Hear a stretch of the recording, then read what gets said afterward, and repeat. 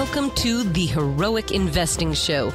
As first responders, we risk our lives every day. Our financial security is under attack. Our pensions are in a state of emergency.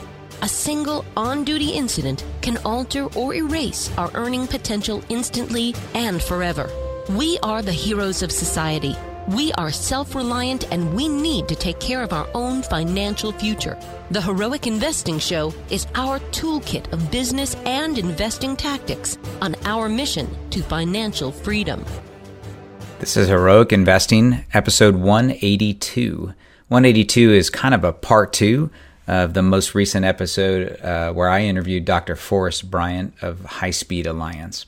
And this is him turning the tables and interviewing me. We talk about my experiences in real estate investing and other investing, how I use overfunded life insurance or wealth maximization accounts, that, as I describe them, to help as a foundation underneath my real estate investing. And you've heard me talk about this in other episodes. I don't focus on it exclusively with Heroic Investing. It's more about expressing experiences or introducing experiences of other veterans and starting up businesses and doing real estate and just expanding their life, their legacy, their future. But we really get into some great topics here on the High Speed Alliance podcast, and I thought that all of you out there would appreciate this, maybe seeing things from a little bit different perspective than I talk about in my normal episodes. So this one's a little bit longer. I won't delay it with a long introduction. Please enjoy this table-turning event of Dr. Bryant interviewing me on his show. Welcome to the High Speed Podcast, the official podcast of the High Speed Alliance, taking you further, faster, together. We are setting our course for freedom and legacy through mastery of business, finance, family, and lifestyle. Welcome to the High Speed Podcast. This is your host, Forrest Bryant, and we have got a great show for you today. We have got Captain Gary Pinkerton on the line with us today. He doesn't always go by a captain he's retired in the civilian world, but we got a great show lined up for you today. You guys are really going to love listening to Gary, and we're going to be really talking some really heavy legacy future focused topics here. So, this is going to be really, really great. Thank you for listening to the High Speed Podcast. We are focused on helping you create your own freedom and legacy plan. We do that by helping you master your business, your finances, your family, and your lifestyle. And we're going to talk a lot about those types of things today. But let me welcome to the show Gary Pinkerton. Gary, thank you for being on the call today. How are you doing, buddy? I'm doing great, Dr. Bryant. It's amazing. I could not be more excited to join your listener group and participate. This is awesome. Well, thanks for being here.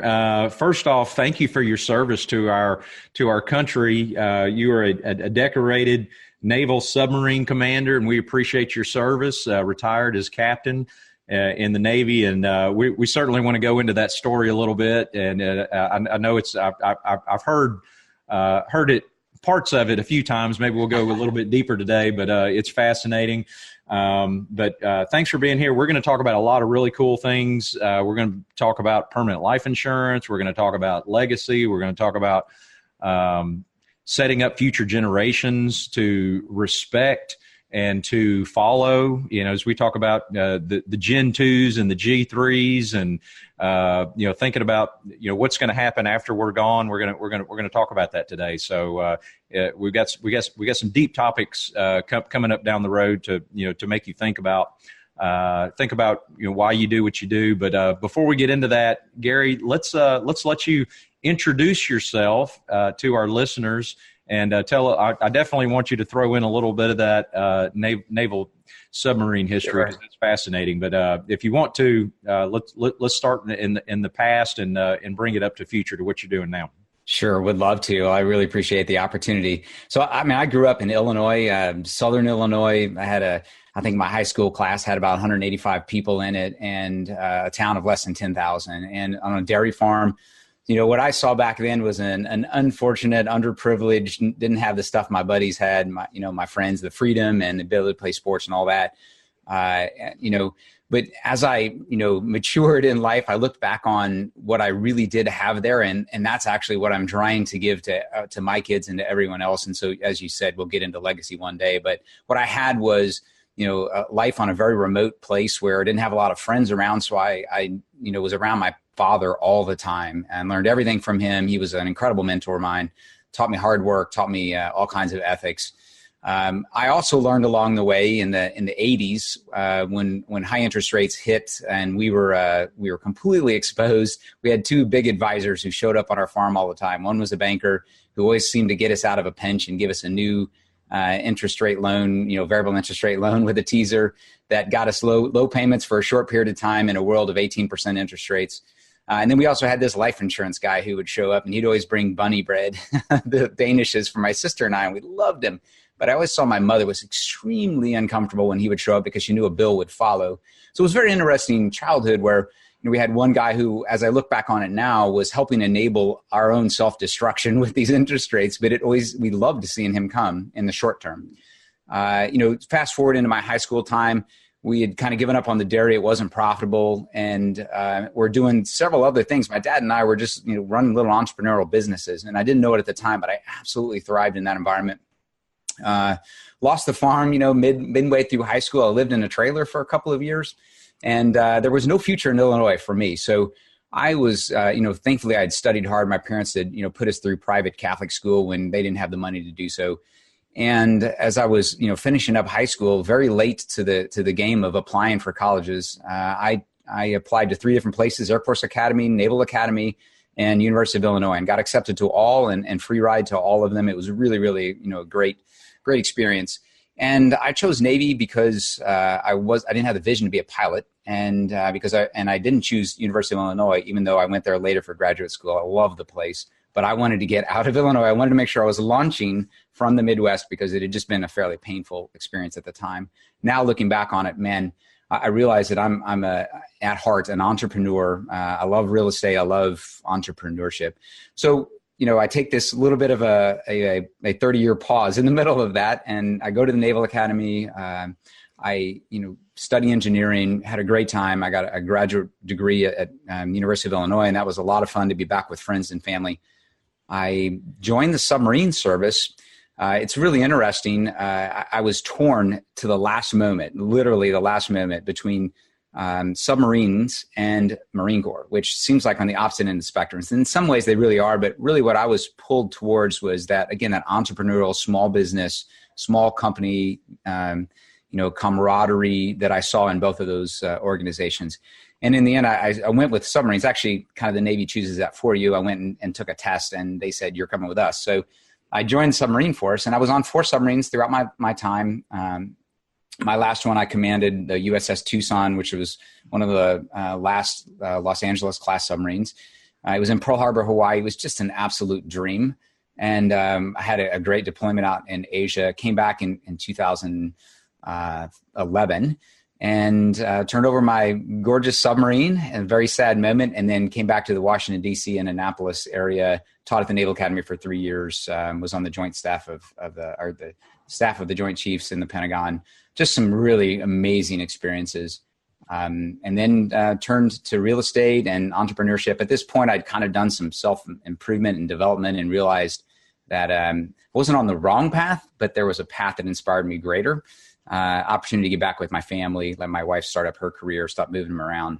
And man, it's just amazing what everything unfolded into. Like I was going to just manage my own personal real estate. And so I bought some rental properties across the United States, and that was going well. But along the way, I got incredibly inspired about personal financial management and helping out America get back to where our founding fathers were. So I started my own company, and I work with a great company called Paradigm Life out in Utah. Work side by side with a mentor and friend of mine, Pat Donahoe, working primarily with real estate investors and small business owners. So that was a mouthful. That was my whole life in a few minutes.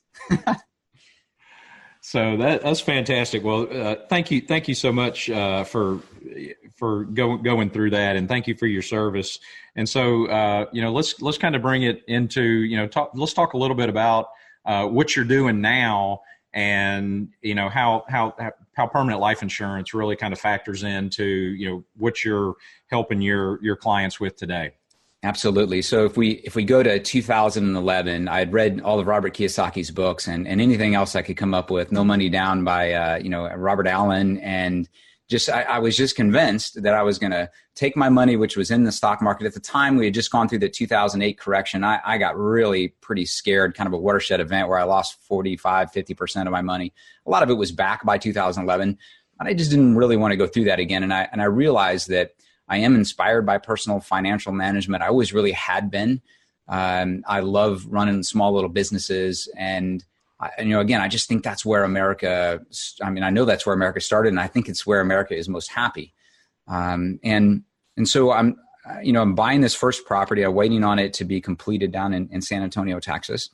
And I'm starting to think about how can I optimize this? If I'm going to buy a property every few months as I move my money again out of the markets into something that I directly control and have cash flow from, where are the challenges? And the challenges I kept coming up with was they all relied on or all had to do with having too much money in the property, too much equity in there. It's less liquid.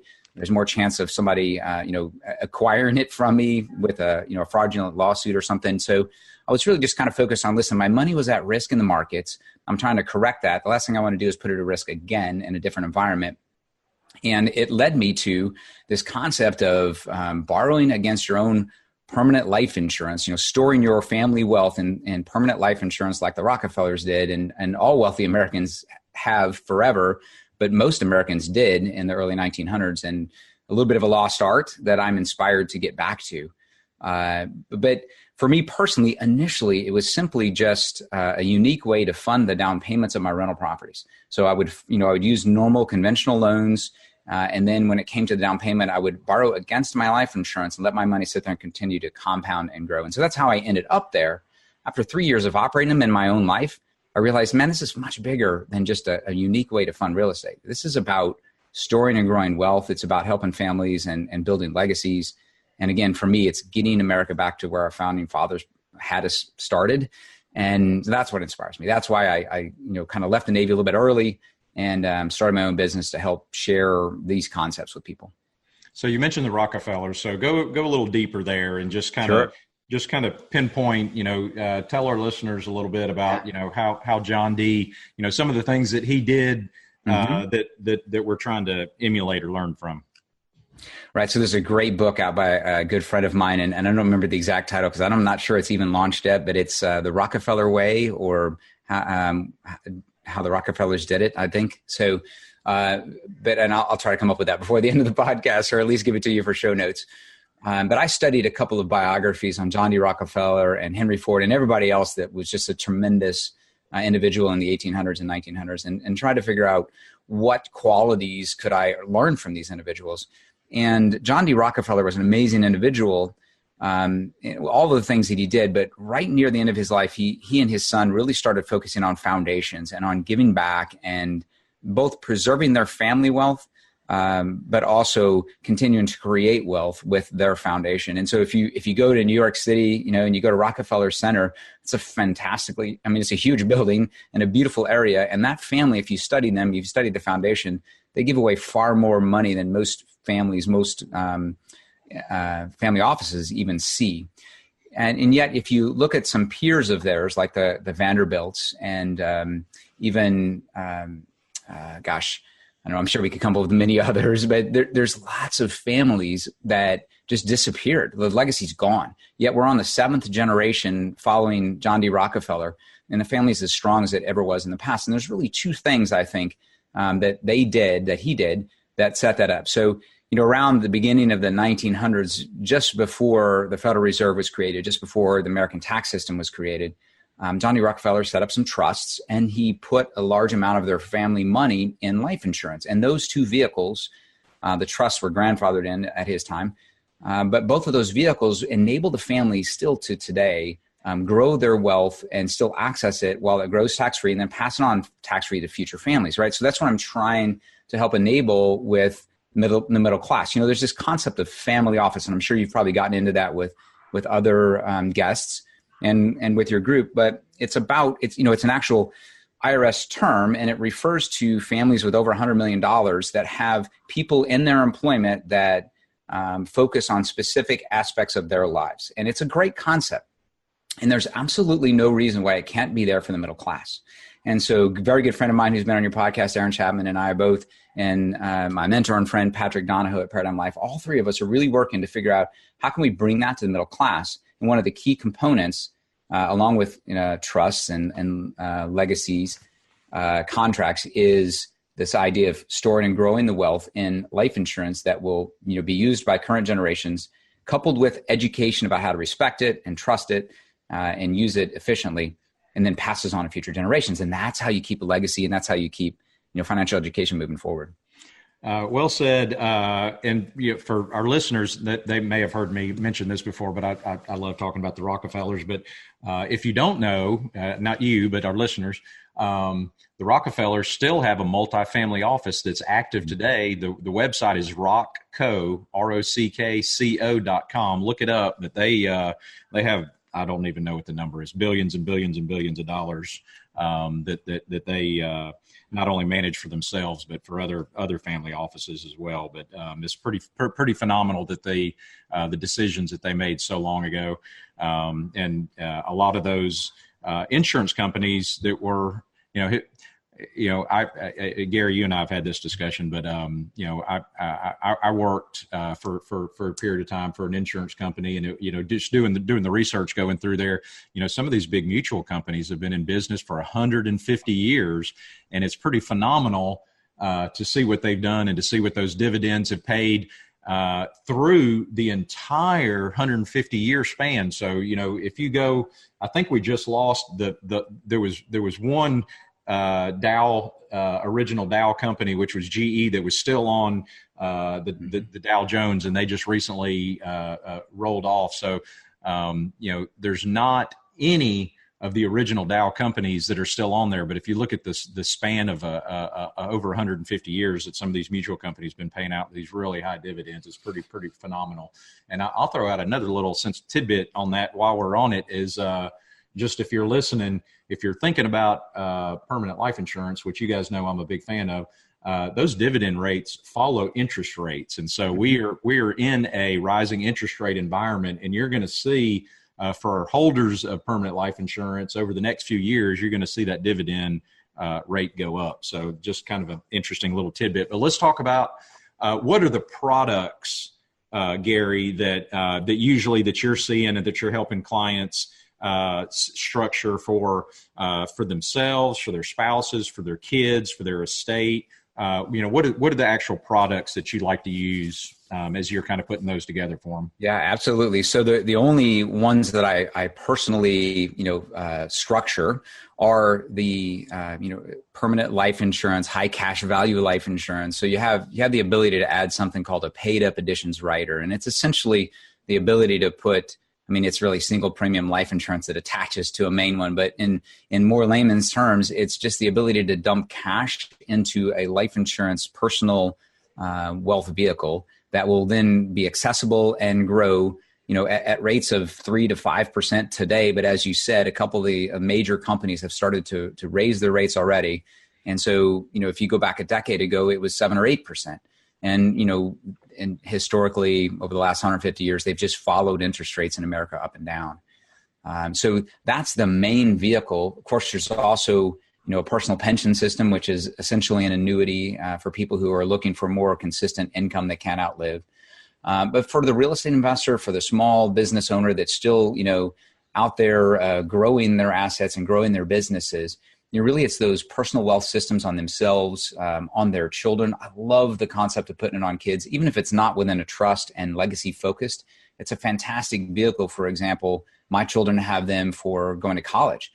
And if you start them young enough, you can help them with some tremendous education. Like, this money from grandma, we put it into your personal bank. And if you want to use it to buy your bicycle, then you can also actually just borrow against it and you'll repay it with your milk money or whatever it is, right? And so you can teach them the value of the opportunity cost of using cash, what that money could do for you in the future. And, I have conversations with my oldest son about, well, Dad, I'm considering, Villanova or Rutgers. And where we live, Rutgers is a state school and Villanova costs 4 times as much. And I said, well, that's awesome. So let's think about if we use your bank to fund college, what's it look like 4 years from now or 5 years from now when you get out, right? So it's just some good financial conversations with children. And then beyond what I personally do, I try to, it's not really partnering, it's just affiliating with, it's being like-minded with estate planners, asset protection attorneys. But I'm getting really pretty inspired here about the concept of irrevocable trusts for the benefit of future generations, really, again, just bringing to the middle class what the Rockefellers have done for the wealthy, and many others have followed with the family office concept.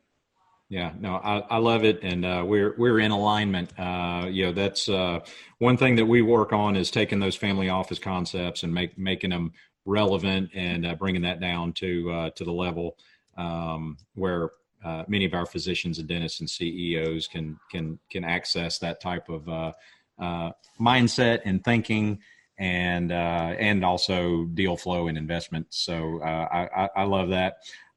So let's talk about mindset just a little bit, Gary. Just as far as being an entrepreneur and working with entrepreneurs and business owners, what type of mindset do you take into each day, or that you could share for the entrepreneur out there who's maybe they're dabbling in real estate and maybe they're thinking about permanent life insurance? I mean, what is that mindset for you? Yeah, so I think there's some great things that came up from that. I might throw out my favorite quote and my favorite book as we go through this. So one book that I love, and I'll reserve this from being my favorite book because this is probably a little self-serving, but a great friend and mentor of mine that I've mentioned, Patrick Donahoe, he created a book called Heads I Win, Tails You Lose. And I mentioned this book. It's a great book, but I mention it because in there's a section where we talk about this personal approach to building wealth. And it's about building, kind of an analogy of being a pyramid. And so you build a pyramid of wealth, and on the bottom is the safest part of the thing, right? So that's the foundation where everything else, if you happen to screw up higher, you fall down to a foundation you can count on. And that's, emergency savings and protections like insurances and things that would prevent you from falling completely off the pyramid. But then above that is things that you directly control, like the investing. And one thing that's really in that row, though, is yourself, right? And so one of my fundamental theories or beliefs is that we are our own best resource. Like if you want to look at like what investment is going to make me the most money, well, it's in yourself, right? So if you're working for a company and you can invest in yourself, whether it's go get a degree or I don't know, in some way, get a gym membership so you can perform better at work, whatever it is that increase in salary, that increase in value that you give as a producer is going to far outweigh anything that any of your investments will ever do. If you're owner of a company, then clearly investing in yourself in that company is where, you're going to make the millions. Think Steve Jobs, right? And so that's really kind of a fundamental thing. Before we talk too much about, investing in other people's businesses or buying, cryptocurrency, we should think about the most important asset in our lives is us. And that's why you see so many successful people talking about, well, you gotta, fix all areas. You can't have one weak area. You can't be, have really poor health and expect to win in business. And it's all because you are your best asset, right? You're the number one asset. The other thing that drives me that I mention is that America started as a group of people who wanted to limit taxation and they wanted to be able to control their own future. And what it looked like is a bunch of people solving problems out there. So people got up every day, put on their pants and went out and solved problems, right? And if there was a problem in the community, someone, started a business to solve that problem. We weren't entitled people who hated our jobs and were just trying to get to that magic retirement age. We were inspired. Right. And so that's really, my favorite book of all time is Atlas Shrugged. It's not even a nonfiction. It's the only fiction book I ever read, or recently read, I should say. I love it because she's talking about gulch, in this community where people bond together and they don't expect handouts and they all try to solve problems. And so that's really kind of, tells you a little bit about me. And then, kind of my favorite quote would be, and this is completely on this line, is from Zig Ziglar. What a great American. And Zig said, you can have everything in life you want if you just help enough other people get what they want. And I doubt that any of your listeners heard that for the first time, but it's always worthy of a reminder. Absolutely. Well said. Love everything you just said there. So going kind of as we're kind of coming up to wrapping up the front side here, as a protector of our freedom, we appreciate that from you. But what does that mean to you? What is freedom? What's your definition of freedom?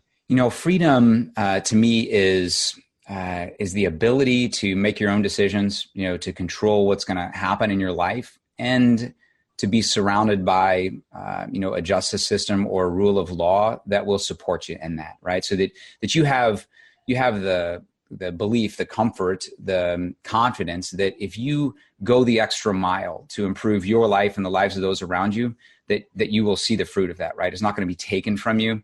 And it can be taken by force in Hitler's time. It can be taken by kind of slow bleeding in a world of collectivism, right? So that's another word from Atlas Shrugged. But I mean by that is, Ronald Reagan changed his world and became a hero in America because instead of, a very comfortable movie star. And the reason is because he didn't have freedom, right? If he made a movie, he was charged 93% of his earnings, to make a second movie. So he didn't make a second movie in a year.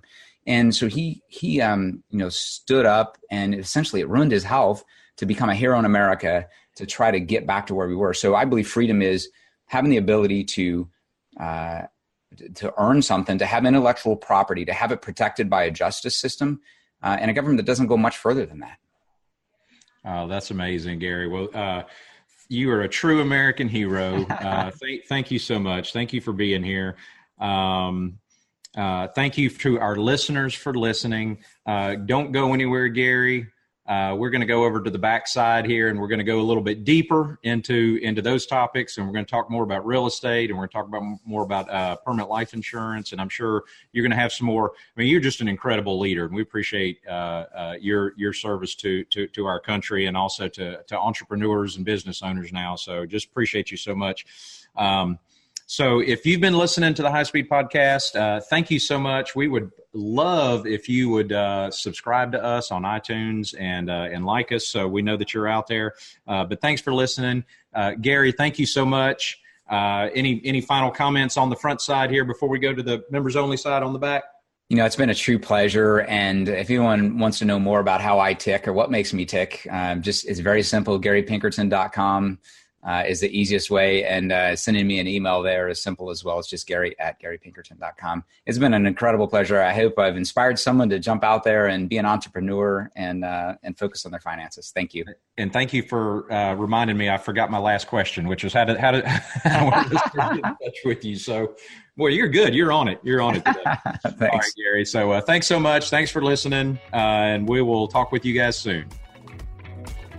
Thank you so much for listening. Please be sure to subscribe so that you don't miss any episodes. Be sure to check out the show's specific website and our general website, hartmanmedia.com, for appropriate disclaimers and terms of service.